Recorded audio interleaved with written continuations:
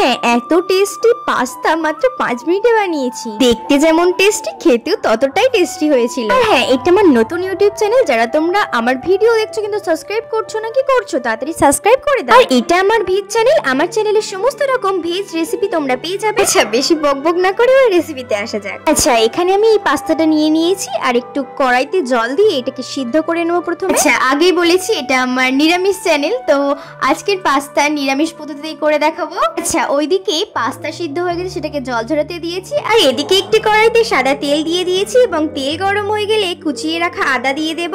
আদাকে একটু রান্না করে নিয়ে তারপরে আমরা কাঁচা লঙ্কা দিয়ে দেব। আর তারপরে একে একে গাজর কুচি, ক্যাপসিকাম কুচি দিয়ে এবারে ভালো করে নেড়ে চেড়ে নেব। এবারে আমি একে একে এখানে 2 চামচ সয়া সস দিয়ে দিয়েছি।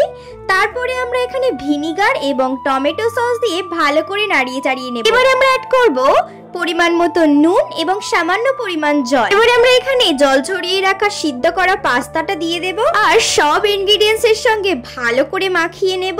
কিছু করতে হবে না বাপু, এবারে শুধু সামান্য পরিমাণ গোলমরিচ এবং ধনেপাতা ছড়িয়ে দিলেই রেডি আমাদের পাস্তা। আমি যে পদ্ধতিতে বানালাম তোমরা একবার কিন্তু ট্রাই করো, অবশ্যই ভালো লাগবে। আর কেমন লেগেছে অবশ্যই আমাকে কমেন্টে জানিও কিন্তু। আর আমার ভিডিও ভালো লাগলে অবশ্যই লাইক, কমেন্ট, শেয়ার করবে আর আমার চ্যানেলটা সাবস্ক্রাইব করতে মোটেও ভুলবে না। এবারে আর কিছুই না, একটি তুলসী পাতা দিয়ে ভগবানকে অফার করো এবং নিজেও প্রসাদ পাও। আজকের ভিডিও এই পর্যন্ত। হরে কৃষ্ণ, হরি বল।